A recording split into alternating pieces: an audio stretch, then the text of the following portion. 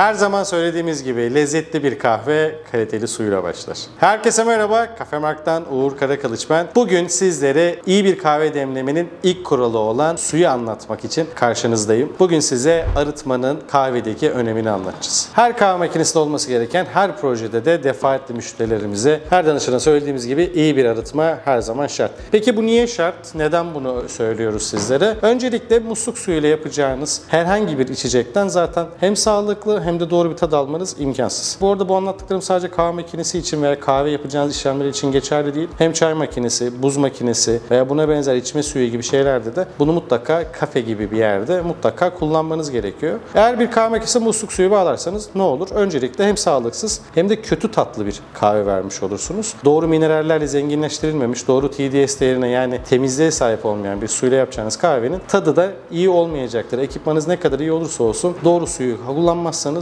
doğru kahveyi, sağlıklı kahveyi elde edemiyorsunuz. Peki tadı dışında neleri etkiliyor bu? Öncelikle arıtmasız bağlanan, burada da temsili bir filtre de var yanımda. Arıtmasız bağladığınız her cihazı teknik servis gelip kurduğunda kapsam dışı daha su. Çünkü arıtma kullanılmayan ürünlerde kireçlenme ve içinde oluşabilecek balçık gibi, çamur gibi şeyler çok daha hızlı oluyor. Böyle olduğu için de makinenizin ömrü çok kısalıyor. Hatta tahmininizden daha fazla kısalıyor. Bir örnek vermek gerekirse özellikle Ege bölgesi gibi yerlerde, suyunun çok kireçli olduğu yerlerde, tek arıtma kullanan işletmelerde çok daha sık kahve makinesi arızasıyla karşılaşabiliyoruz. Bu tip yerlerde hatta hem bina dışına hem bina içine kahve makinesine bağlanmak üzere tasarlanmış bir arıtmaya hem de kahve makinesinden önce tek bir daha küçük bir arıtmaya ihtiyaç duyabiliyoruz ki hem doğru kahveyi hem de kahve makinesinin ömrünü uzatabilirim. Bu tip bir arıtma kullanılmadığı takdirde en büyük düşmanımız her zaman kireç oluyor. Makinede kireçlenme çok hızlı olduğu için makinenin aksamlarında da çok ciddi arızalar çok kısa sürede çıkabiliyor. Espresso kahve makinelerinde performans düşüklüğü ilk önce bunu görüyorsunuz. Kireci çözmek için sürekli bir şey kullansanız da çok hızlı tekrar kireçlenme oluyor. Kahve makinesi içindeki kazan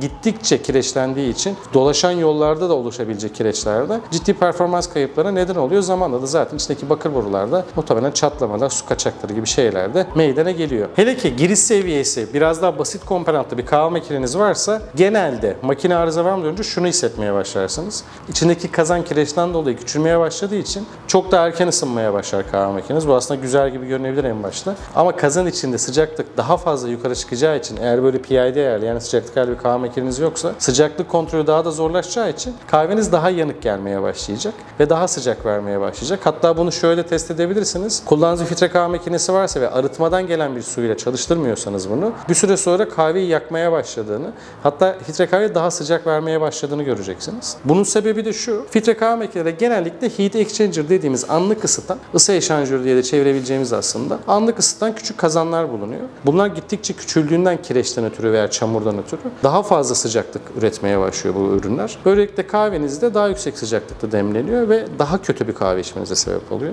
Buradan aslında çıkarım yapabilirsiniz. Makinenizin içinde kireç veya kir birikip birikmediğini buradan görebilirsiniz. Hatta şöyle söyleyebilirim. Damacana sularla yapılan kahve makinelerinde bile arıtmalara nazaran neredeyse 2 kat kireçlenme olduğunu söyleyebilirim. Arıtma sistemleri burada çok daha başarılı oluyor. Kahvenin niteliğinden ayrı olarak söylüyorum. Cihaz ömrü olarak söylüyorum. Kahve makinesi dışında da hem çay makinesinde hem buz makinesinde hem filtre kahve makinesinde kullanacağınız arıtma da buna uygun olmalı. Bunun için de muhakkak profesyonel bir arıtma firmasından destek almanız gerekiyor. Bunun en büyük temel sebebi de evde kullandığımız ürünlerde genelde elektrikli bir pompa olmadığı için makinelere gereken basıncı iletemiyor. Yani 2 ile 4 bar arası oluyor genelde bu. Bu basıncı iletemediği için makinelerdeki pompa arızaları çok daha sık yaşanıyor. Zaten muhtemelen de cihaz çalışmıyor. E-tip arıtma cihazları hem çok küçük kazanlarla veriliyor hem de çok daha basit, çok daha az tüketim için tasarlandığından ötürü bu tip cihazlara bağlanması mümkün değil. Bağlasanız dahi zaten ya çalıştırmayacak ya da su pompalı bir cihazsa muhtemelen orada ciddi bir arıza çıkaracaktır size. O yüzden muhakkak profesyonel bir arıtma ile çalışmanız gerekiyor ve kesinlikle doğru minerallerde, doğru TDS değerlerinde